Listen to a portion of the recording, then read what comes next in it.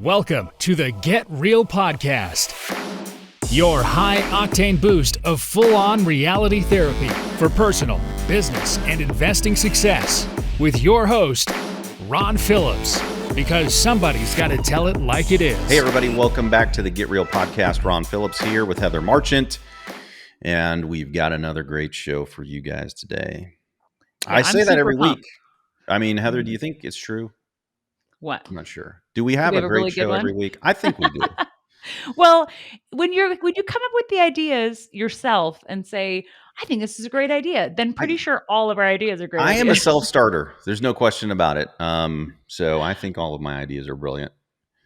Well, We'll and why would see. we put content out there that we think is stupid? So thank heavens that we think it's great. One of these days we're gonna be on the show. We'll get done with the show and be like, man, that was really stupid. You guys should skip this one after we're done recording and after they've already listened to it. You probably should have skipped this one. Sorry. Not That's today, right though. there. Not today. Yeah, I'm super excited because this is something I've wanted to talk about on here for quite some time.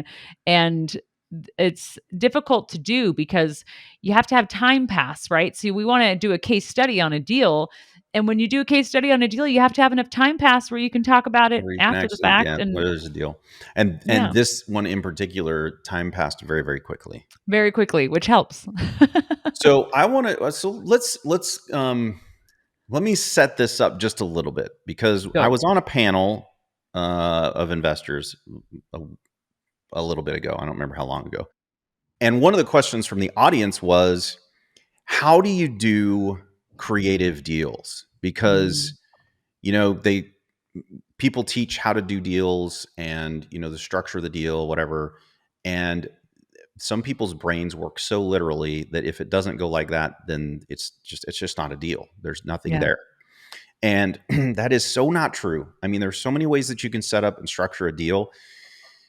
So long as you can make it work for the person who is selling and that you that's buying and the tenant that's going to be in the property or that you're going to sell it, whatever the case may be. There has to be this win scenario for the parties involved. Mm-hmm.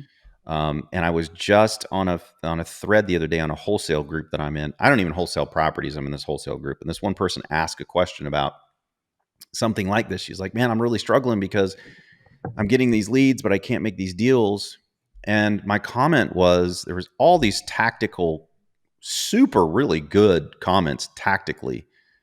And mine was just like, all the tactical stuff is super cool and all of it works, but it kind of only works if you care about the person you're talking to. If you care about them and actually trying to help them and ask them questions about what they need, why they're selling, and get the real story, you can put something together creative that can help solve their problem and still help you. Yeah. But if you don't know any of that stuff, all the tactics in the world isn't going to work, because if it doesn't work for them, they're going to say no. Yeah. And you're never even going to know why it didn't work for them because you didn't care enough to listen. So that's my setup for the show today. Very good point. I think that it's really easy to say, I want to do a creative deal, but yeah, I agree. You've got to know about what you're like, have some expertise in order to do a creative deal, which this is a great example of a creative deal, to the point that I've like told my husband, Doug, I've just been like, get this. Like, this is so exciting and so unique. And sure, there was some risk in the deal, but very little, which is kind of cool. And I think it's one of the only syndications. I think we did maybe 2 syndications in all of 2022, if I remember right, that we sent to investors. Huh? Did we even do 2? Yeah, we did 2. Yeah. We did 2. But only 2. So it's not like we're pulling from just the best ones that work out the best. We only did 2 last year. And yeah, that's true. We would have done more, believe me. We're just too freaking picky around here. So that's right. So tell us about the deal itself and how you found it, Ron. Okay, so I have said on this show multiple times that you need to network with other people.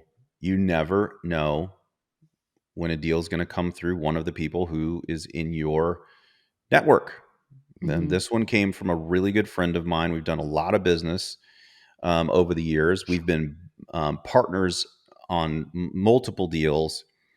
And, some of us out there just like to do deals with other people because we like to do deals with other people and, Yeah. shoulder the burden and have two people creatively think about things and all of that. It's less Um, lonely, I imagine, because you can bounce ideas off of someone else has some skin in the game. Yeah, and when you find people that you like to work with, like Heather and I, we have Yeah, fun. Like it's we fun, and do. it's not just a deal; it's Mhm. actually fun. And then when things don't go well, you can still have fun while the things don't go well, Yeah, instead of just, this is not going well and it sucks, and I'm all by myself over here and it's sucking. yeah. Um, because listen, this is the Get Real show. I've had deals that have really sucked, and I was grateful that I had partners where I could cry me a river, and a few of the tears were somebody else's. But when we won together, right? On all of those, and I I should probably state that on all of those we won, but for a while we didn't win. For a while we lost, but we ultimately won. So this one, a buddy of mine called me. He said, "Hey man, I've got this deal, and it seems like a really good deal. But will you just look at it and let's poke holes in this thing?" Mm, Sometimes you get a deal and it seems really good, and you just got to go find the hair, because every deal's yeah, got hair on it, right? You may think it doesn't, but it does. yeah. So this was an office building, which out of the gate is hairy, Yeah. because I don't know if you guys know, but people are working from home, people are using office space less than ever, and office buildings, not the greatest in the world. Yeah. But when my buddy brought it, he's like, "But isn't that where the opportunity is? Nobody Mm, wants this stuff. Isn't that where the opportunity is?" And I'm like, "Actually, yeah, it really is. So let's figure this thing out and see if there's something here." So this is like a 28,000 square foot office space, and um, it has a lease on it. The lease has got 6 more years on it. Um, the broker that brought it to my buddy, I mean, we ran the numbers. It's a triple net lease, so the rent is what the return is.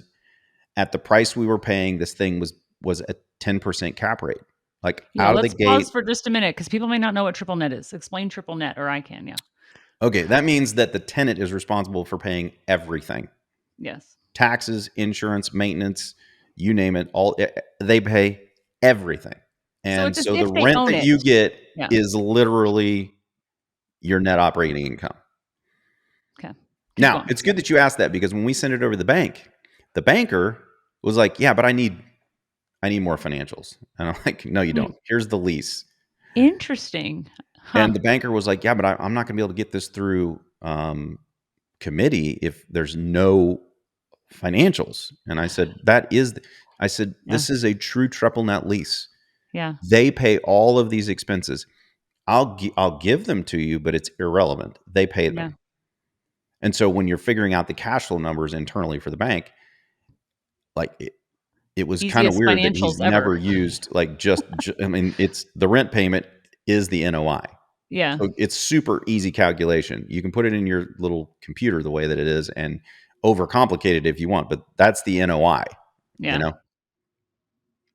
NOI is net operating income. Okay, so, Kind of like your cash flow and is cap basically. rate, if you guys Yeah. don't know from past shows, is your cash flow if you paid cash. So there's no financing. Yep. So we were getting financing, but this is over a 10% cap rate out of the gate Which with is rent escalations for the ridiculous. next 5 years. Ridiculous. Okay. So then we start looking for the hair on this deal. First patch of hair on this deal is that nobody is occupying the space. Yeah. So They've sent their people home, right? yeah, Like so work from there's a home. lease, nobody's there. Yeah. Okay, now this gets even more complicated, which I think this is why nobody was biting on this deal, because it Hmm. was complicated.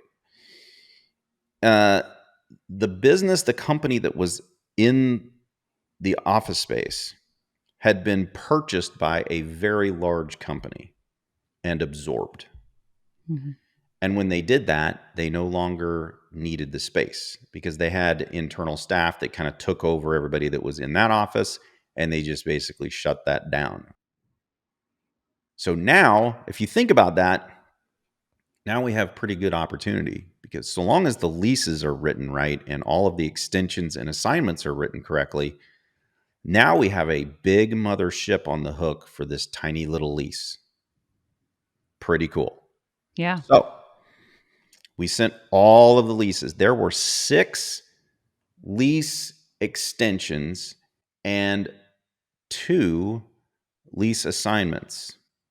Really? All different dates, there's just different stuff in all of them. So Mm. unwinding that without an attorney, impossible. Hmm. So we sent that to our attorney, we sent it to the bank and told the banker to send it to his attorney. So we had 2 attorneys working through this to make sure that there's no window these guys could jump out of to get Yeah. out of this lease. And came back from both attorneys that they're tied in. Hmm. But my partner and I were like, okay, that's cool, but we're buying it. So we want to get an estoppel certificate on this deal so that we know that the people who now have the lease know what the lease is and that Mm. they're responsible for all of this stuff. Explain We what a don't, estoppel certificate is, it's basically please. just a Please. document that says there's all this other crap and we're condensing all the crap down to this simple Yep. document so that you guys know what the lease means, what you guys are responsible for, how long, how much money it is, and all the stuff, right? And doesn't it like remove recourse from like the It does. previous It just owner and says stuff too? all of this Yeah. other stuff, the supporting documentation, this is what it means. You know this is what it means. You sign it, and this is what you've got. Hmm. And so it protects us and I guess them so they actually know what's going on. And they signed it.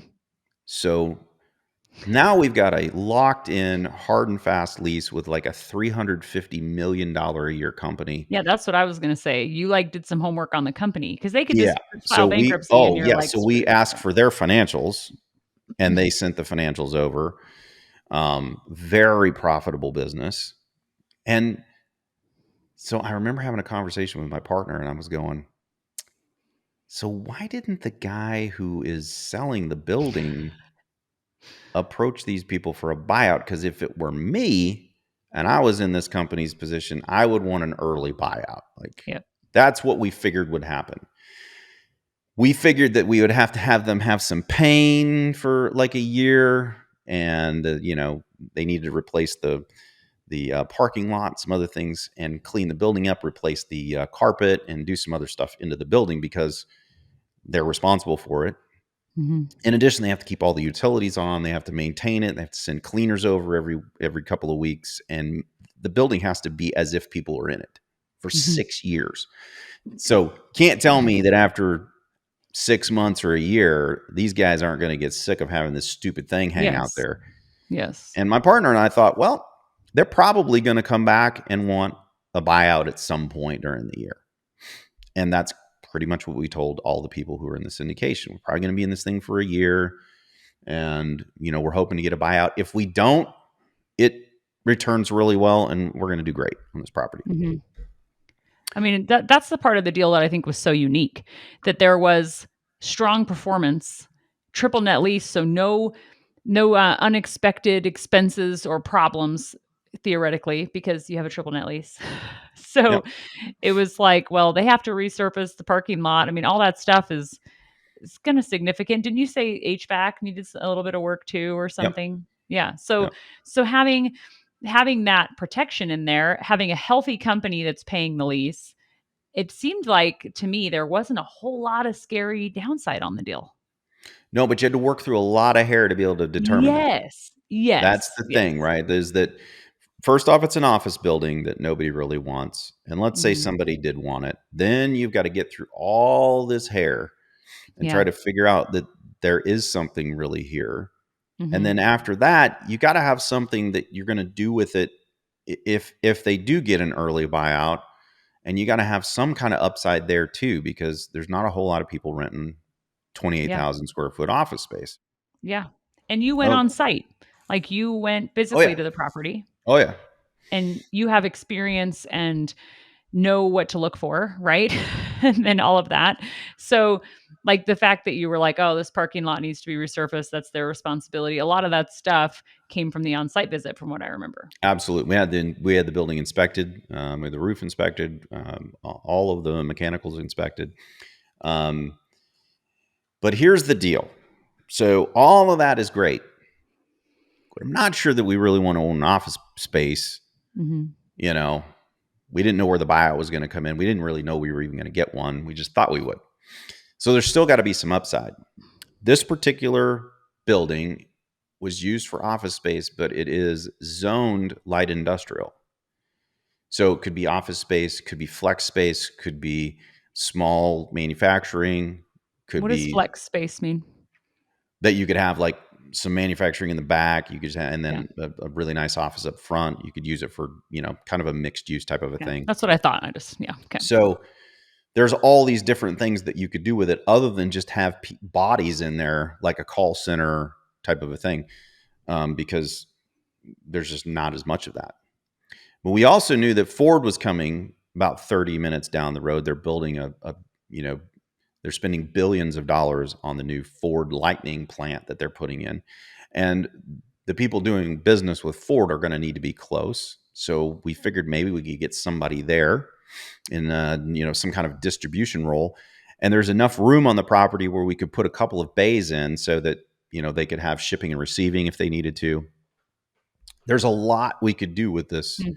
that expands the number of people who would want to rent this space. So that made it an attractive enough deal. Yeah, and then you have, some cost segregation you can do on it too to get some depreciation. Closing. Definitely. I would never buy a property because of the cost segregation, but that certainly does fatten the calf just a little bit, so to speak. Yes. Yes. Yes. So you purchased it in December, right? I think it was November, Okay. I'd have but to I look at my honestly can't calendar. remember. But here's the thing. Like the day after we closed, we had our broker get us in contact with the CFO of this company, so that we could give them, our wiring instructions, and so that we could, connect on the lease and stuff like that. Just make an introduction. And on the call with the guy, first call we've had with him, at the end, he's like, "And hey, we want to, we want to potentially talk to you guys about doing a lease buyout." Okay, no, dude, so we just closed like yesterday. And we were like, okay, cool. Yeah. So sometime next year we'll get, he goes, no, we'd really like to make a run at this um, this year, like before the end of the year. And I was like, my partner and I were like, okay, cool. Yeah. We'll just, we'll put something together for you and send it over. And we got off the phone and I called my partner. I'm like, did that really just happen? I mean, did we That's really, unbelievable. did that really just happen? And that really did just happen, interestingly enough. So anyway, I mean, I'm kind of babbling now because I'm a little bit shocked at what happened next. Anyway, we had our broker come back and talk to us, and we said, "Hey, man, put together a list of all of the expenses that these guys are going to have over the next 6 years, so that we can actually ship it over to them, so they know how much this is actually going to cost." Yeah. So that we have a high bar for them. So when we're negotiating down, and I can't remember exactly what that number was, but it was over 4 million. It was more than what we had paid for the property. Yeah, that's like let that sink in for a second that they're negotiating for more than what you paid for the property Yeah. for that's insane. Okay, So our keep going. initial number that we sent over was the full deal. We just sent the whole thing over. Yeah. And of course, the guy came back and said, "This is a joke, right?" And we were like, "Actually, no." And here's the reason it's not a joke: because when we take that much money, we're going to have to pay taxes on it. So let's say we settled for 4 million. Well, of the 4 million, it's over 1 million of it is taxes. And if we run this thing out for 6 years, we end up with a brand new building, and we end up with all of the lease coming in. And with the cost segregation, we're not going to pay hardly any taxes. Hmm. So settling now with you guys actually hurts us and helps you. So we're not joking. Yeah. So he was like, well, Amazing. we're nowhere close to that. And we said, well, just send it over a number and we'll see where we're at. And they sent on a number somewhere around 2.5. I can't remember, 2.5, 2.6, something like that. And we're like, that's a no-go. It makes no sense for us to do that. Anyway, we ended up into 2023, and we ended up going back and forth, and we were about $500,000 off either way. And we just my partner called him back and just said, hey, listen, why don't we just split the difference and get this thing done? It's going to be good for you guys, and we'll make it work for us. And they said yes. Unbelievable. So But you didn't even have to approach them, because I think you were planning to, right? But you were going to give it a little bit of time. Yeah. Yep. Absolutely crazy. And to go back to the beginning of the show when we were talking about creative deals. So where's the creativity in this? It's trying to figure out, like, what is the problem here? Why is someone selling? And what are the components of the deal? How can we structure a deal so that it makes sense for everybody, including us? And then after we bought, it's the same thing. What do you guys need out of this deal? What do we need out of this deal? And then communicating that effectively to each other so that everybody knows where we're at. Like they probably didn't think through our part of this, where we're going to have this massive tax bill and it's not as cool as they thought it was. Mm-hmm. Which is why they came up $1 million from where they were, because they knew there was no way. And it was just going to be a pain in the butt for them. And this, little $3 million deal was a rounding error for their company to have this problem kind of out of their lives. Yeah, that it's a big enough company to weather that storm. And also that you have a backup plan, what to do if that doesn't work. They still have to pay you rent for 6 more years. And then in the buyout. So what's your plan now? What are you doing now that, you're through a buyout? Or I guess, tell us the details. So we paid all the investors off. I guess that's the other thing, is that we stopped raising money because we knew we were getting a buyout. We had closed with half of our money and half investor money, and we were just going to continue to raise till we filled our raise. But the window of time to close this deal was really short, because the seller wanted to close before the end of the year. And so we paid all the investors back in 2 months. They all made over a 30% annualized return. It was ridiculous for them too. None of them are expecting that. Those phone calls were interesting because it was a good call, but I think every one of them was like, well, now what do I do with my money? Yeah. We'll figure that out. The good news is you got all your money and a whole bunch more. So then we'll figure out what to do with a whole bunch more too. But the plan is that we're going to do the repairs that need to be done to make it so that it's, presentable. Mm-hmm. And we set aside money for, I think, 2 years to pay our mortgage and the expenses to hold it. And we're just going to lease it out. The cool thing is that we own this thing at such a clip that we could lease it out for, we're going to lease it for what it's worth, but we could lease it for considerably less than it's worth, and it will still be an incredible return. Yeah. Because of the way that we purchased it. So we took something that was kind of a dud and turned it into a really, really attractive deal. And I think most people weren't even looking at it. So opportunity is all over the place. You just have to look around and try to find it. Yeah, I think it's exciting. And I like that you took something that has kind of a stigma right now and saw it as opportunity, right? That whole mindset shift of office space. I don't want to own office space. Nobody wants to own office space. And that you went, well, wait a minute. If nobody wants to own office space, where's the opportunity, right? So super, super cool. Good And approach. there's several things we could do with the building. It could be split. You can have two businesses in there, really easy because it has a really nice entryway right in the middle. So you could have, reception there and have two different companies in there. You could potentially have four different companies in there. There's a whole bunch of things we could do with this space, like a whole Yeah. bunch. That you now And own for practically no money. Yeah. yep, basically a few $100,000, Yeah. Amazing. which And then have you still is started kind of marketing amazing it? to me. Yes, agreed. We will be. We're doing the repairs right now. We're not going to put it up for market until we get the repairs done. But yeah, Okay. yep. That's a great case study in how a syndication can go so swimmingly. And I like that it's the most recent one we've done, and to update investors as to how it worked out. Because we had a lot of investors that I spoke with that just said, yeah, I love the deal, but now's not a good time for me for one reason or another. Right. And to, update everyone on how it worked out is pretty cool, pretty fun that we get to do that. Yeah, and I also think there are a lot of people out there who are just really, really scared Yeah, true. because we talked about this before because you listen to the news and everything's falling apart. Well, that may be true. That just makes more opportunity Mhm. to solve people's problems and create value in deals.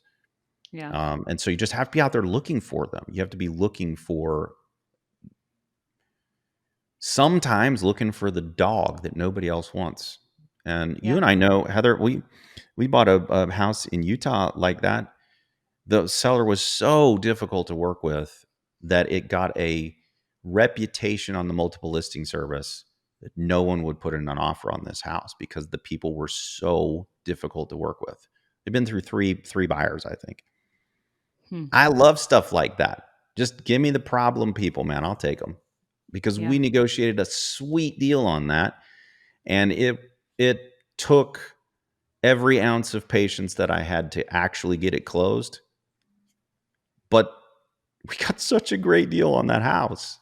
I mean, I would have never bought a house quite like that because, well, A, it was way too big, but B, it was